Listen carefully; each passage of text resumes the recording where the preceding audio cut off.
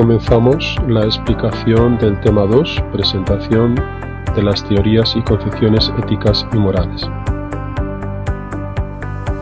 Nos vamos a introducir en este tema, en la historia de la ética, a partir del siglo V a.C., especialmente iniciada con Aristóteles, que es el autor que la constituye en disciplina autónoma. Comienza a plantearse entonces la pregunta sobre la vida mejor para el ser humano. Esta vida mejor se traduce en el nombre eudaimonía. El asunto capital será entonces cómo lograr una vida plenamente feliz. Pues bien, así es como nace la ética, y lo que intentamos como objetivo en este tema segundo es acercarnos, hacer un recorrido por las principales teorías éticas que ahí veis desarrolladas en este esquema. En esta primera parte de la presentación del tema 2 nos ocuparemos fundamentalmente de los puntos 2.1 y 2.2, la doctrina de la vida buena, eudemonismo, y el tema de la felicidad como introducción. En las siguientes presentaciones veremos el resto de los apartados.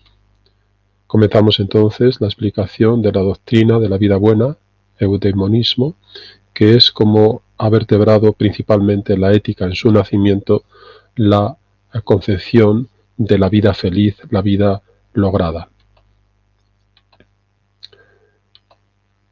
Como hemos dicho antes, la historia de la ética, tenéis ahí el mapa, sobre todo de las islas jónicas, ahí es donde nace en Jonia, en el suelo jónico, en el siglo V a.C., nace o se empieza la historia de la ética. Se constituye, como he dicho, con Aristóteles en disciplina autónoma. En ese momento Grecia está viviendo una especie de crisis social y espiritual. Las tradiciones míticas se desmoronan, la argumentación de alguna forma filosófica pone en cuestión las costumbres, las creencias, que sufren una tremenda convulsión. Esto provoca justamente, o ha sido el motivo causado por el encuentro con otras culturas, con otros pueblos. Es ese tiempo axial, como le denomina el filósofo Karl Jasper, en el que la humanidad experimenta también su crisis ética. Será entonces cuando empiecen a surgir escuelas, una de ellas los sofistas. Los sofistas fundamentalmente lo que critican es, como he dicho antes, la tradición recibida como norma. Pretenden situar la naturaleza o lo que es la esencia, la physis que llamamos de las cosas, como única norma objetiva, no las tradiciones, sino la esencia de las cosas. Y así empiezan a surgir algunos filósofos que empiezan a plantearse cuál es la vida mejor para el ser humano. El asunto capital se convierte en cómo lograr una vida plenamente feliz, y así es como nace realmente la ética, como contestación, como respuesta a la pregunta fundamental por el logro de la vida, por la felicidad. Hemos hablado de los sofistas, pero muy especialmente tenemos que mencionar como inspirador de la doctrina ética a Sócrates. Sócrates aparece como el impulsor de esta renovación ética.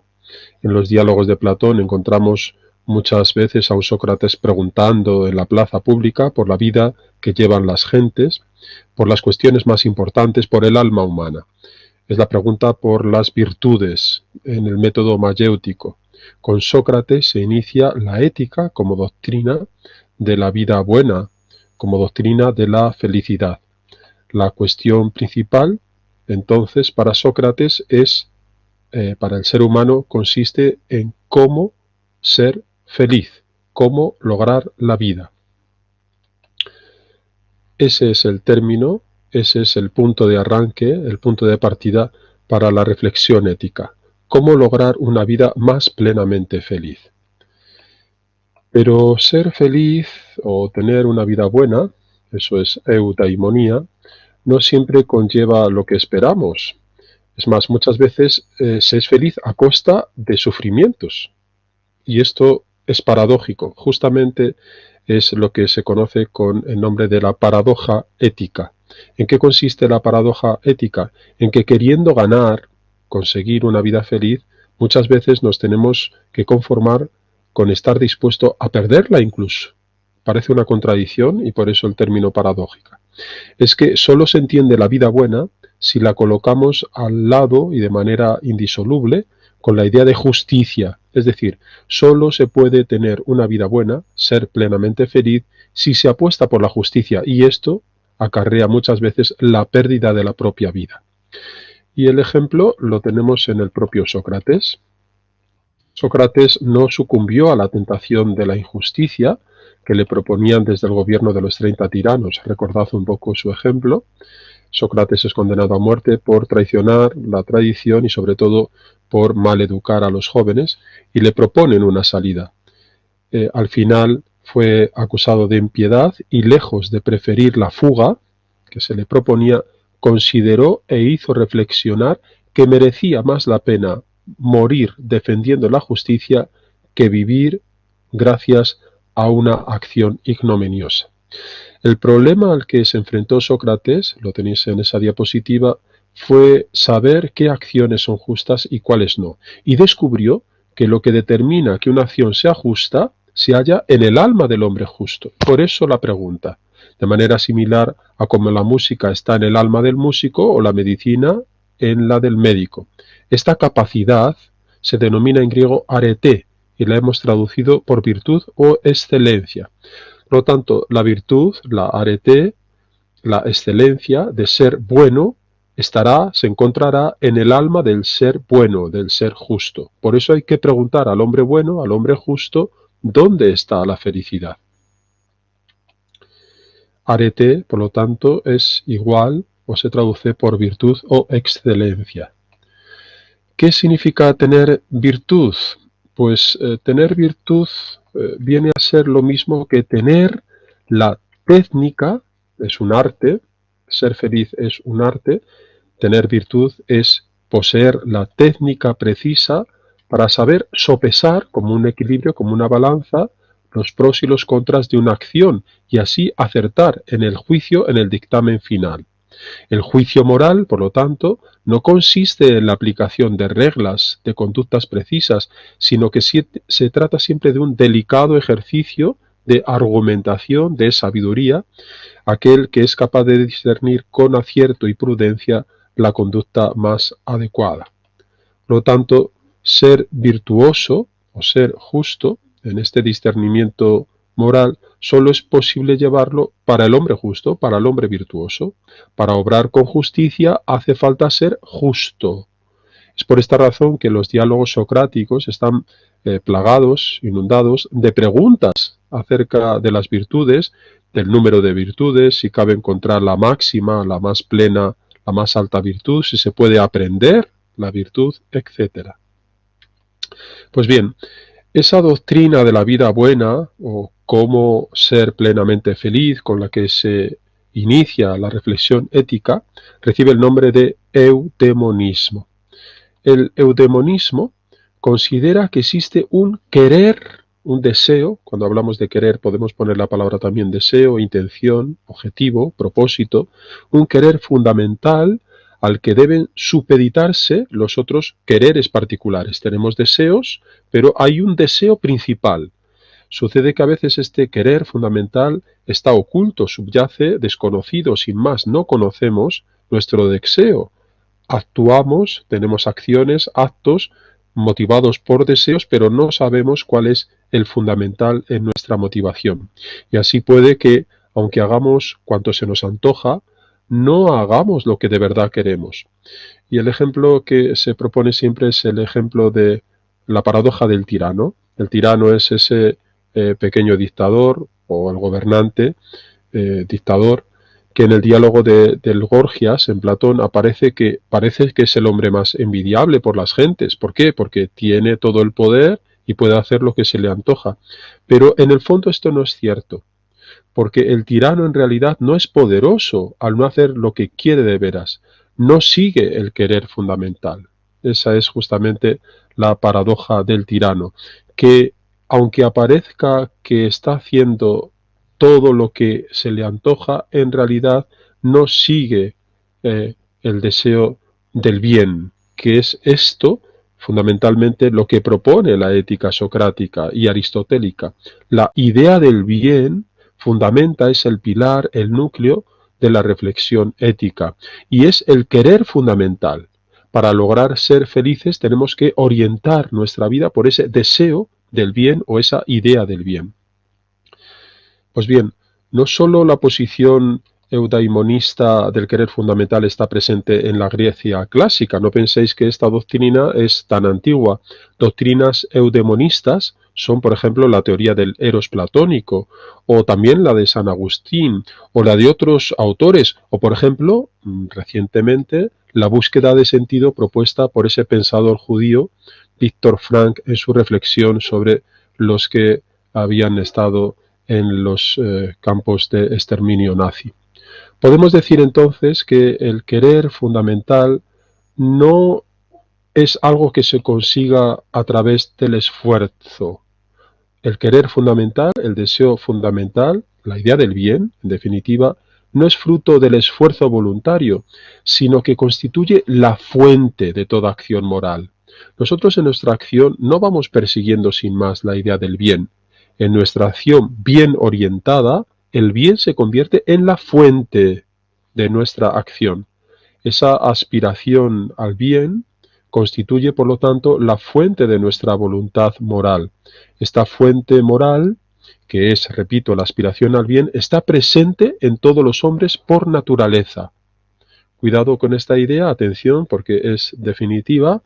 Nosotros estamos manteniendo la tesis de que la aspiración al bien, el querer fundamental, el pretender una vida plenamente feliz, el logro, la eudaimonía, esa dimensión básica del bien, dimensión ética, está presente, repito, en todos los hombres por su propia naturaleza. Por lo tanto, no es una opción y por eso se puede proponer de manera universal. Encuentro en esta tesis algo fundamental, como acabo de indicar, porque justamente la pretensión de la ética, a diferencia de la moral, que tiene una perspectiva particular, por ejemplo la moral religiosa o otro tipo de morales, la ética tiene una pretensión universal. Es la reflexión sobre nuestra acción en aras, en orden a conseguir la vida plenamente feliz y teniendo en cuenta la disposición, el deseo del querer fundamental que es universal en el ser humano. Lo que varía en esa aspiración al bien, justamente, aunque sea universal, varía en las distintas doctrinas eudemónicas, o en las distintas concepciones éticas, si queremos decirlo de una forma más sencilla, varía la forma. Es decir, todas las doctrinas éticas aspiran a la felicidad, pero en formas diferentes. Por eso hay distintas concepciones éticas que son el núcleo de nuestro tema. Lo que es común en todos los casos es que en todas estas concepciones se trata de encontrar el camino de la felicidad, de la plenitud humana. Y este camino, esta felicidad humana, no debe confundirse con el intento egoísta de la mera satisfacción personal. Por lo tanto, ser feliz no está unido necesariamente, al menos en un primer momento, con la mera satisfacción personal de los deseos. Ser feliz es otra cosa, como iremos viendo poco a poco en el desarrollo de este tema. Los griegos, por ejemplo, hablaban de una primera naturaleza universal. La primera naturaleza universal se refiere al ser humano, una primera naturaleza, aunque no acabada. El humano tiene una primera naturaleza, una primera esencia, una primera dimensión básica, pero hay que completarla. Por eso se refieren a los hábitos. Los hábitos son lo que se va adquiriendo como una segunda naturaleza. Pues bien, la vida feliz o la vida buena consiste justamente en ir acercando cada vez más esta segunda naturaleza adquirida a la primera naturaleza innata moral del hombre. Cuanto más vinculadas se hallan ambas naturalezas, la que vamos adquiriendo, logrando con nuestra vida y acciones, con esa dimensión básica del ser humano abierta a la idea del bien y a la felicidad, más plenamente desarrollaremos nuestra vida lograda. Hoy podemos seguir hablando de esta aspiración fundamental del ser humano a ser justo o virtuoso, porque en realidad, y a pesar de esa variabilidad de la condición humana, existe, insisto en esta idea, una naturaleza común. Esa naturaleza común es lo que llamamos el querer fundamental de ser felices llevando una vida buena. Esta es una constante antropológica. Y hay que reconocer entonces como universal la presencia en la naturaleza humana de esa aspiración a una finalidad, a un telos, que valora el llevar una vida buena como ideal de felicidad. Por eso es importante que nosotros nos acerquemos ahora, en este segundo apartado, a la idea de felicidad, porque esta idea de felicidad es el objeto, el objetivo a donde apunta nuestra reflexión ética. Queremos reflexionar sobre nuestro comportamiento con el único fin, o el fin principal, de ser felices, de lograr una vida. ¿Qué es la felicidad? Esta es la pregunta que nosotros vamos a introducir en este segundo apartado de esta presentación. Hemos hablado del eudemonismo, de la eudaimonía, como posición ética centrada en lo que hemos llamado el querer fundamental. El querer fundamental viene a ser, para indicarlo de forma sencilla, la fuente de la voluntad. El querer fundamental es nuestra voluntad más esencial en esta concepción y se puede decir que coincide con lo que llamamos el anhelo natural de felicidad en el ser humano. La voluntad humana se orienta por múltiples fines, como veis en la diapositiva, pero todos ellos estarían orientados a un objetivo último, que es lograr nuestra felicidad. Nuestra voluntad, por lo tanto, está encaminada a lograr nuestro propio bien, y a esto es a lo que nosotros denominamos felicidad. ¿El problema cuál es? El problema es que aún no sabemos en qué consiste nuestro bien, que es a lo que hemos llamado felicidad.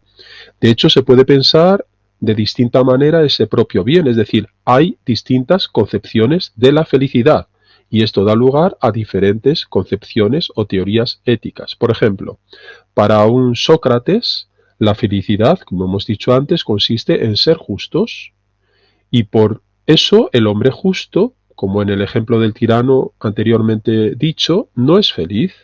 Y no lo es porque, aunque aparentemente, insisto, pueda hacer lo que se le antoje, desconoce que la injusticia es un mal. Es decir, no conoce el querer fundamental, la aspiración al bien. Para Epicuro, en cambio, la felicidad, a diferencia de Sócrates, se identifica con el propio placer, entendido como ausencia de dolor. Nos acercaremos a todos estos tipos de posturas. En esta postura, que llamamos hedonismo negativo, una virtud como la justicia no puede ser un fin en sí misma, sino que está en función del beneficio personal que conlleva practicarla. Podríamos resumirlo como que en esta doctrina del epicureísmo, el fin justifica los medios, y el fin es justamente la ausencia de dolor. Si nos acercamos a la opinión común del sentir de las gentes, vemos esta discrepancia es máxima y depende incluso del momento final, del momento en que uno vive, no del último momento, sino de todos los trayectos de la vida. En definitiva, la felicidad es el bien, pero hay distintas formas de entender qué es la felicidad y cómo lograrlas. Y ahí habéis visto varias posturas, la postura de Sócrates, la de Epicuro, o la postura del hedonismo negativo, que está en función del beneficio personal. Bien, entonces la pregunta es siempre la misma, es decir, ¿qué es la felicidad? ¿No? ¿Y qué es la felicidad? Lo tenemos que preguntar porque la opinión no es clara. Existe una discrepancia en este punto y de forma máxima. Por ejemplo, para muchos constituirá la felicidad tener honor o la riqueza o la salud. Cualquiera de estas, digamos, objetos a perseguir en nuestra acción pueden convertirse para las personas en el núcleo del ser feliz, el núcleo al que ellos aspiran. Si nos acercamos a esta opinión, vemos la opinión de las gentes, que depende además del momento vital, como decía antes, que cada persona atraviesa. Por ejemplo, la salud cuando se está enfermo, o la riqueza si se es pobre. Ante esta variedad de opiniones, Aristóteles pensaba que debíamos conocer el verdadero contenido de la felicidad, para que como arqueros, decía él este ejemplo, que tienen una diana, alcanzáramos mejor nuestro propósito. Tenemos entonces que intentar averiguar qué es la felicidad. Esta es la pregunta. Y para empezar a comprender el término, el concepto, la idea de felicidad, hemos de comenzar distinguiendo dos aspectos, un aspecto subjetivo y otro aspecto objetivo. El primero, el aspecto subjetivo, tiene que ver con la satisfacción personal de nuestros deseos, pero en muchas ocasiones no diríamos de nadie que es feliz porque consigue sus deseos. Por ejemplo, nadie consideramos feliz a un heroinómano por el simple hecho de que consigue drogarse, es decir, porque satisface sus deseos, cuando en realidad es esto lo que le destruye. Los deseos empíricos no parece que puedan ser ese querer fundamental al que aspira de forma innata el ser humano. La felicidad entonces tiene que ver con los propios deseos, con este aspecto subjetivo, pero lo importante es el acierto en estos deseos, es decir, el aspecto objetivo. La felicidad, por tanto, no se reduce a conseguir satisfacer nuestros deseos, aspecto subjetivo, sino que tiene que ver sobre todo con el contenido de esos deseos, el aspecto objetivo, es decir, el acertar en nuestros deseos. Es decir, si deseamos bienes o males, porque en el caso de desear males es evidente que lo que logramos no es la felicidad, sino la desdicha. Pues bien, según esto, el aspecto objetivo, los contenidos objetivos de la felicidad parece ser un elemento básico, sin despreciar el aspecto subjetivo de la satisfacción de los deseos. Pero lo que verdaderamente necesitamos saber es entonces cuál es el contenido objetivo de la felicidad. Y para entrar en este contenido objetivo de la felicidad vamos a hablar de varios elementos. Un primer aspecto de la felicidad es que esta felicidad tiene que ser plena. La plenitud de la felicidad está tanto en el número como en el tiempo. Plenamente feliz del todo y siempre en el tiempo. Uno aspira a ser feliz, por tanto, de forma completa y siempre, pues de otro modo cabe pensar que hay una felicidad mayor, y a lo que aspira el ser humano es al bien supremo, al querer fundamental mayor del cual no existe otro. El anhelo de felicidad duradera es tal que nuestro miedo a perder la felicidad nos impide, en muchas ocasiones, hasta de disfrutar la que en este momento experimentamos. Por esto es algo esencial, la felicidad tiene que ser plena, máxima y permanente. Esta aspiración a la plenitud, a la felicidad plena y duradera nos indica que se trata de un fin último.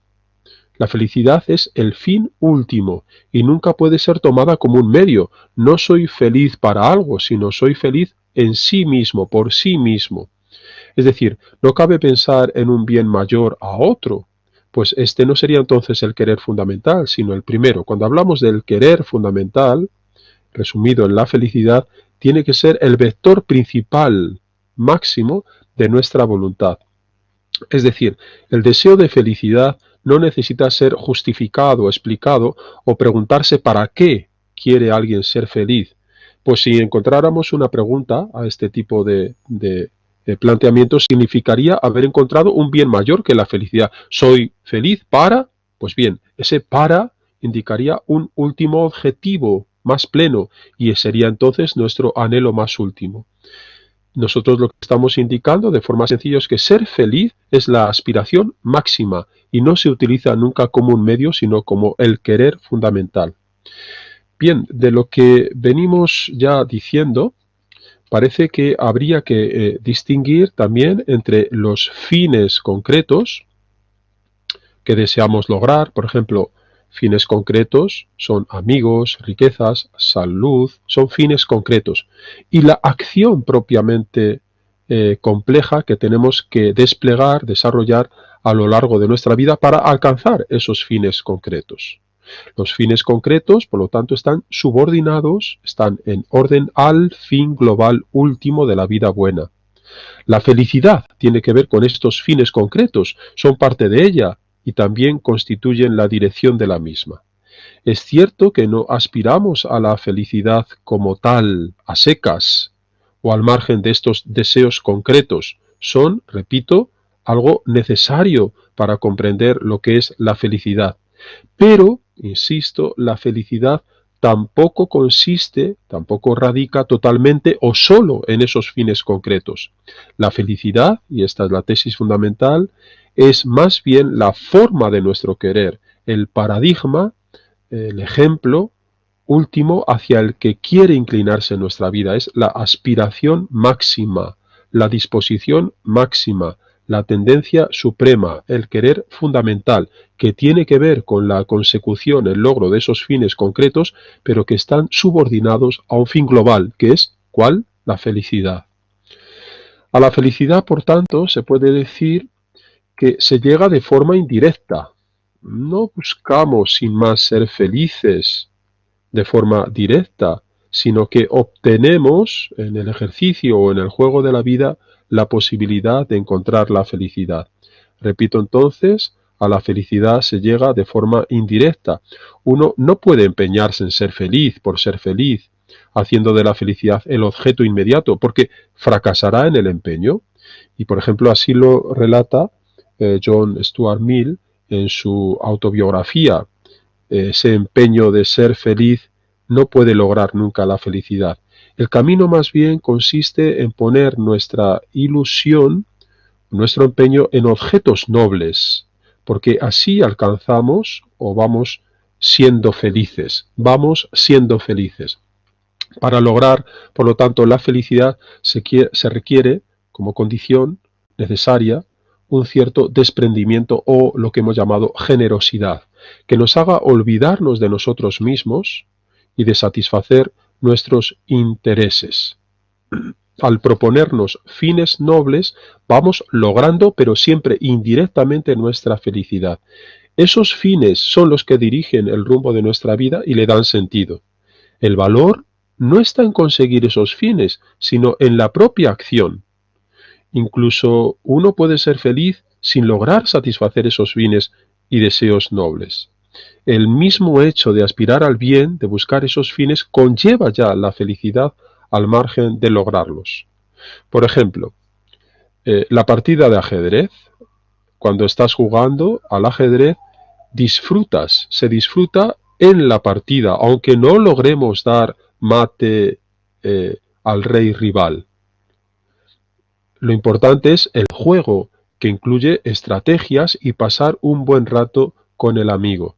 La felicidad, repito, persigue fines que aún no hemos determinado ni en número ni en especie, pero parece estar no tanto en el logro de esos mismos fines, cuanto en la totalidad de los pasos, en el proceso mismo para alcanzarlos o en el sentido al que ellos nos dirigen.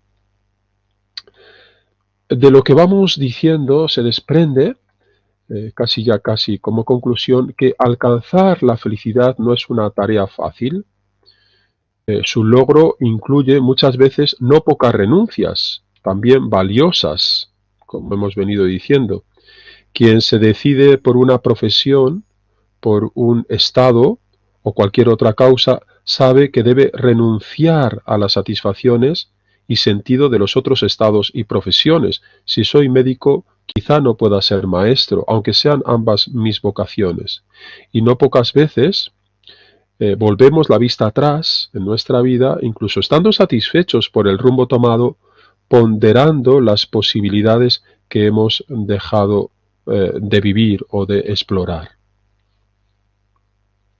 El arte de vivir obliga muchas veces a la prudencia y al aplacar el riesgo o la aventura buscando la seguridad, que a veces aburre, o apostar por la inseguridad exponiéndonos al fracaso, contrastar el principio de felicidad ideal con el de realidad, así lo llamó Freud, conlleva frecuentemente una felicidad a la baja o con rebajas.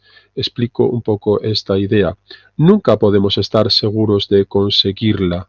Por eso es importante que nosotros, en muchas ocasiones, Esta felicidad escapa a nuestras manos, depende de las circunstancias externas. La suerte es un elemento con el que tenemos a veces que contar o echar en falta según el caso. Y esto implica que nunca podemos estar seguros de conseguir la felicidad. Todo lo que hemos venido, y concluyo ya el tema, diciendo, muestra a las claras la dificultad que para el ser humano entraña alcanzar la felicidad. Los problemas residen en la fragilidad del bien fundamental, o dicho de otro modo, en la necesidad de que se dé todo el conjunto de condiciones que hace que alguien se sienta plenamente feliz. Es que incluso saberse uno feliz conlleva de inmediato, a veces, dejar de serlo. Porque como dijimos antes, la felicidad no se busca por sí misma, sino de manera indirecta. Se requiere, como hemos dicho, un cierto desinterés y olvido mismo para obtenerla. Todo esto avala ese pensamiento según el cual no le está permitido al hombre no tanto ser feliz, cuando saberse feliz, sentirse feliz, disfrutar de la felicidad. ¿Acaso la felicidad puede que resulte ser finalmente una quimera y que el ser feliz, como dijera también Freud, no sea tal vez el plan previsto para el ser humano? Terminaríamos así esta primera parte para introducirnos en las presentaciones posteriores en las distintas concepciones éticas.